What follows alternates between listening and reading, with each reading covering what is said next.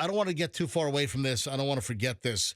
I mentioned my U.S. Postal Service issue just a little while ago, and I did get a response finally. And I've gotten no official response from my, well, maybe this was because they did look up my my tracking numbers.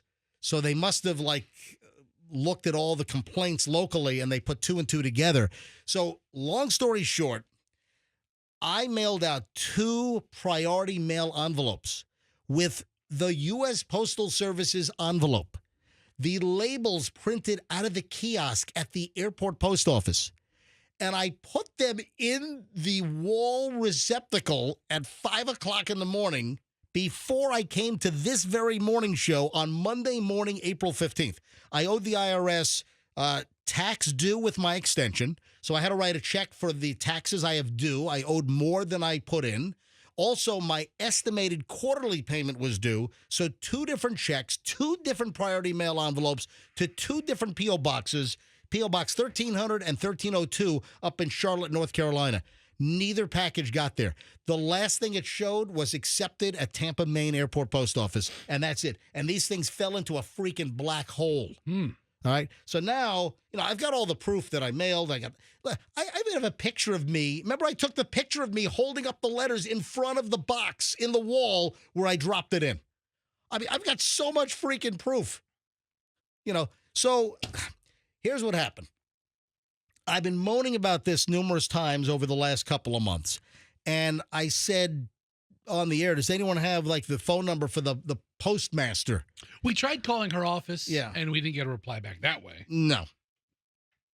Somebody texted Fester, because everyone knows Fester's text line. Everybody. Fester's cell phone number is 813-310-8444. Everyone knows that. It's no secret. Fester's private cell number, 813-310-8444. Hey, folks, instead of sending him just superfluous crap, if you want to buy an RV, his real job is over at General RV. Yeah, we're doing that too, If you want to buy an RV, I mean, we're talking $10 to $10 million. Maybe not $10. All right, maybe what? 5,000? 5,000 up to 800,000. All right, so if you're looking for an RV, text Fester 813-310-8444. Or text me numbers of the postmaster like somebody else did. Somebody texted Fester the postmaster of Tampa's private cell number, of which we called it last week, and Fester's on the phone with her off the air, and she's walking into some convention. And I guess she spent a lot of time in the Tampa Bay area, so she knows all about the MJ Morning Show history, I'm sure. And I'm sure she's heard about my lost priority mail letters. So I got a response, and clearly this response is the fact that we cold called her on the air live, and her voice was not on the air, but Fester was speaking to her off the air. So I get this email response from Brian, and Brian must have been given my case, or the postmaster in Tampa. What's her name again? Jackie Villamarie? Yes. Her first name's Jackie. It's Villermaire, however you pronounce that. And I got a message on Friday afternoon from Brian at USPS.gov, and it says Brian. I'll leave his last name off, and it says St. Petersburg, Florida, on his email address on the line, and it says, "Dear Todd Schnitt, my real name. Thank you for contacting the U.S. Postal Service. This is in response to your inquiry with Postmaster Jacqueline Villamarie of 2 priority mail pieces with USPS tracking numbers 9505. So he's including a lot more information than I gave the postmaster on our brief call. We gave none of this. Now, when I filed my missing letters complaint over a month ago, those were included. So clearly they looked up my case, or maybe they have a rundown of all of the local complaints for missing mail. So they clearly put it together of who I am, what my name was, my official complaint, because I filed 2 different complaints. Maybe they have a board of pain-in-the-ass customers. Maybe like the so. top 10 list of a pain-in-the-ass customers, and you're right there. But I'm not liking a little bit of the tone in this email. Right. I'll explain. So it says, Dear so-and-so, thank you for contacting the U.S. Post. Response to your inquiry with the Postmaster, Jacqueline Villamarie. Yeah, we called her on her cell phone when she was walking into a convention last week. Then they list my 2 priority mail pieces with the exact numbers, the tracking numbers.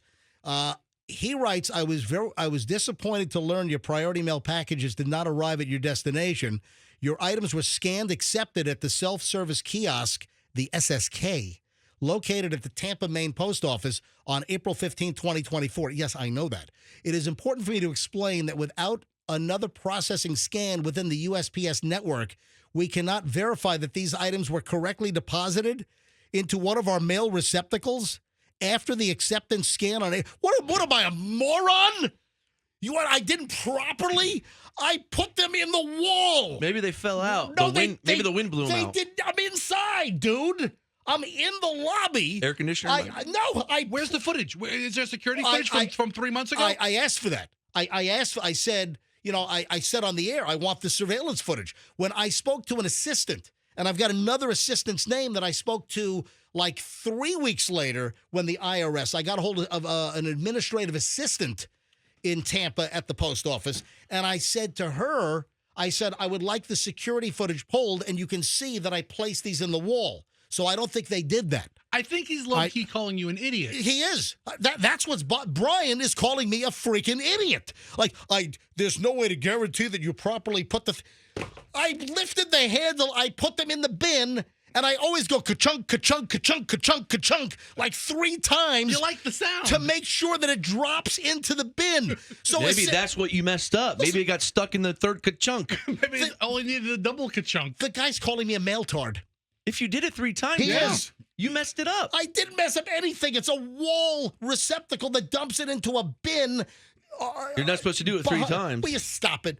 I just wanted to make sure that they were not left inside. They got deposited in. Yeah, there's no mail scan, Brian, past the acceptance because it got lost from behind that wall at Tampa, Maine. My 2 packages got lost.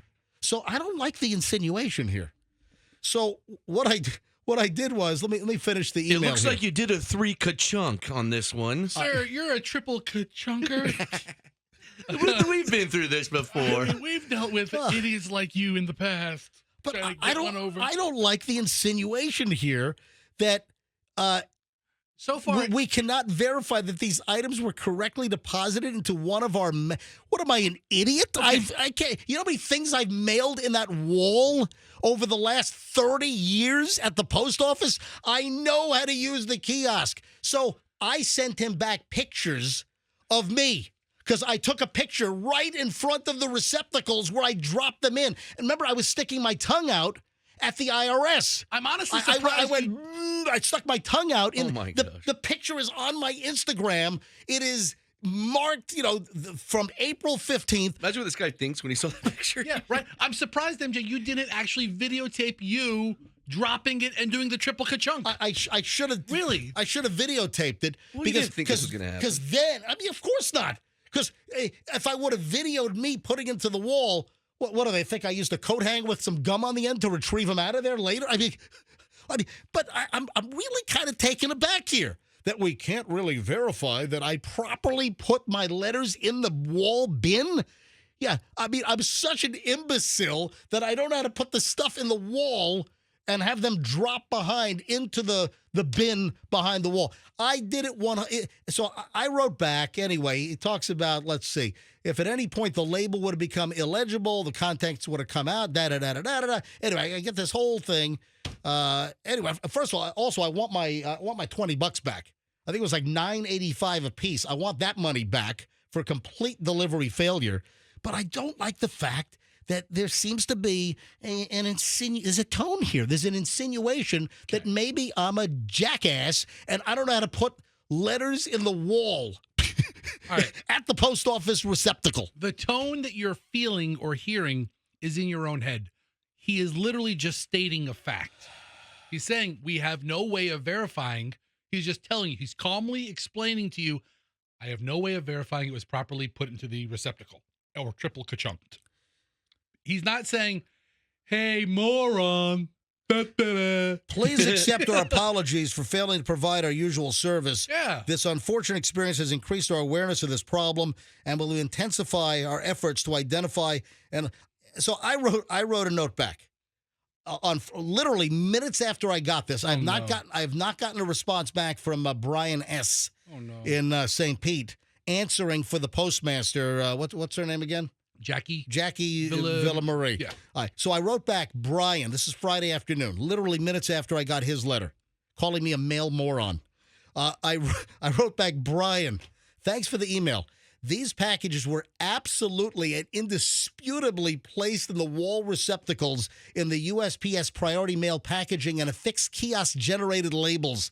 Attached are photos from 5 a.m. Monday, April 15, 2024. Timestamps are on my photos. This is a severe facility breakdown. I request further investigation and contact. I look forward to your follow-up response. Thank you, Todd MJ Schmidt. MJ Morning Show, Q105 Tampa Bay, and then my cell number on the email. I attached 3 pictures. I attached 3 shots. I attached the labels, the actual labels affixed to the packages. Unsmudged. Perfect. Uncompromised. And then there's a picture of me standing in front of the receptacles in which I dropped those 2 packages seconds after I took the picture. Pull the video and you'll see there's a problem. They need to find out why stuff went into their box. It fell behind their wall into those little wheeling bins. And what happened to my packages at 5 a.m. on April 15th? That's what they need to do. All right, so there we go. All right. So that postmaster doesn't want to come on the air with us, does she?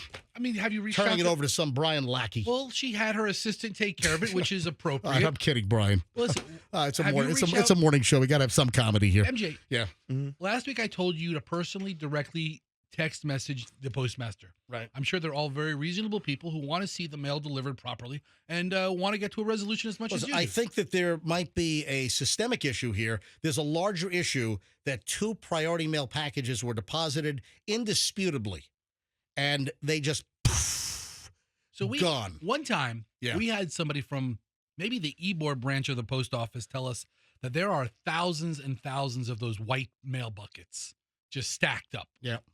And if they put one bucket on top of another bucket, it can get lost for months and months. Yeah. Right. And there's a piece of mail in that bottom bucket. The IRS is going to get my letters in January. Yeah. They won't know it until they recycle it, and then it'll just be entered into the regular mail.